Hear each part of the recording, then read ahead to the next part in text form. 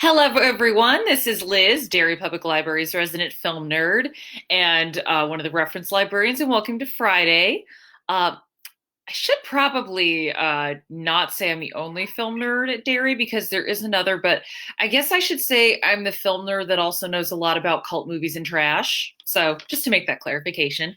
So it is Friday, meaning it is Freebie Friday. So we're going to talk about movies that you can view for free online through legit channels. Although who knows, depending on how long this whole thing goes, I could one day host an entire live stream about how to find free movies online if you search hard enough. So what we're going to do is start with what is on Vudu. The first is a slightly older movie, The Accidental Tourist. It's definitely a drama film. It's about a couple dealing with the death of their son, but it is very famous for Gina Davis's sort of, not her film debut, that was Tootsie, but definitely the movie where she really arrived as an actress and ended up getting an Oscar for Best Supporting Actress. It's directed by Lawrence Kasdan, who directed The Great Big Chill and the remake of Double Indemnity Body Heat, which starred Kathleen Turner, who is also in this movie. I would say check it out if you haven't. The next, we're going to go into sci-fi territory with Body Snatchers. I am on record of being a huge fan, not only of the 50s Body Snatchers, but definitely of the 78 version of Invasion of the Body Snatchers. Abel Ferrara's version of Invasion of the Body Snatchers is interesting. It's actually the one Roger Ebert liked best. I am a pretty big Abel Ferrara fan, although I like his more Miss 45 era stuff. But it's an interesting take on the story, and I will say this, it's definitely not better than the 50s or 70s version, but it is miles better than the 2007 version. Kind of tangentially related, speaking of Nicole Kidman, the other film that is available on Vudu is Rabbit Hole. This came out in 2010 and was kind of forgotten afterwards. There was some Oscar talk, but after that, it's been pretty much forgotten. It's another drama about a couple dealing with the loss of their child. Oof, these are not happy weekend movies. It's a great performance by Nicole Kidman, though. She's wonderful in it. Aaron Eckhart is great, and I'm hot and cold on Aaron Eckhart. Diane Wiest is in it in a small role, but she is wonderful in it. I think she is a fantastic actress. Just one of those, she can take even a 5-minute part and make it something you remember.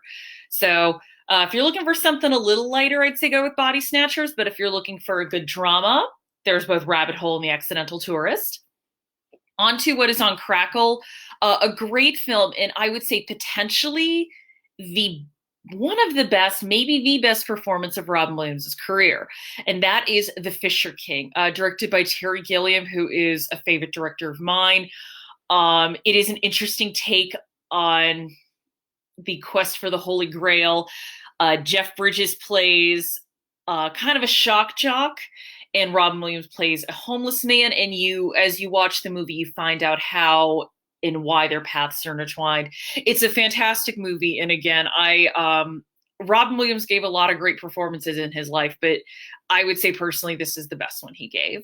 Next, if you want a trippy movie, Adrian Lynn's Jacob's Ladder. So this movie was remade this year, and it came and went for good reason. You cannot recreate Jacob's Ladder.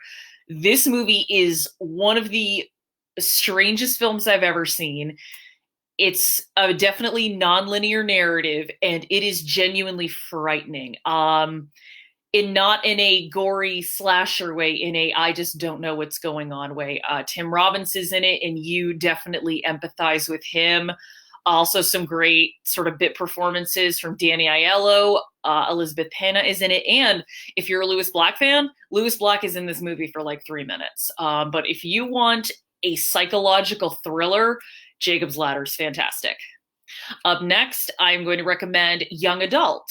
So if you're a fan of Judo and Diablo Cody, definitely recommend this movie. And it's a great performance by Charlize Theron. She plays a ghostwriter for young adult novels, and she's just really a mess of a person. And those movies are not always endearing, but when you have a good writer and a good actor, these can be very good character studies.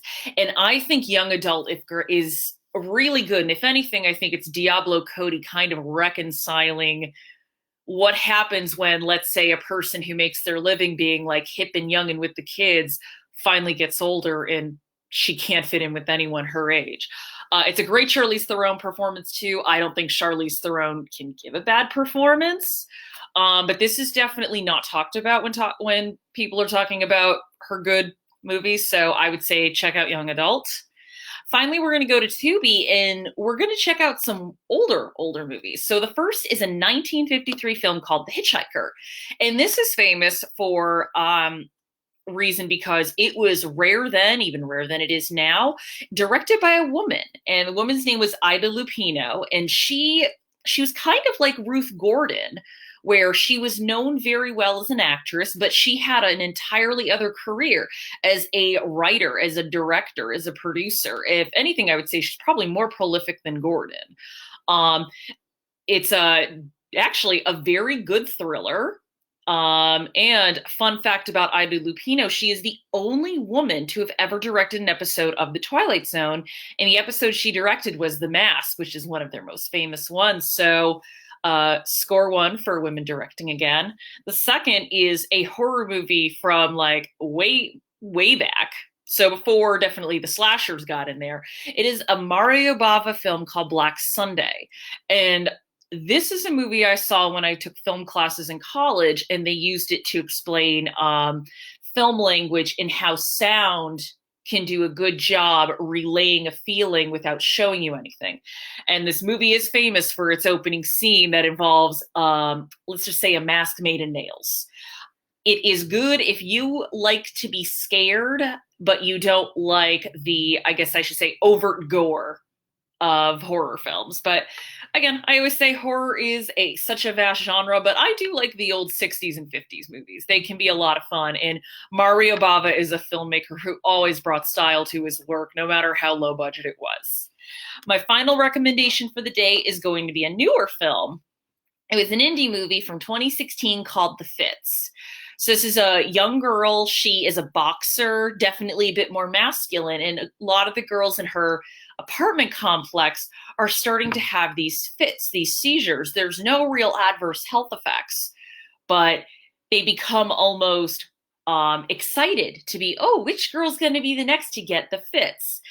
Obviously, it's a coming of age tale, but I think it's a really interesting look at that mythos. And rather than it being treated as something to fear, it's something that you're excited for, and a great performance by the young lead, and a very good first-time directing job as well. I wouldn't say it's for everybody. I remember when I read reviews, this was one where people either really liked it or absolutely hated it, but I thought that it was a really good take on a fairly well-trod narrative ground. So I would say check it out. I hope you all have a great weekend, and I will see you on Monday.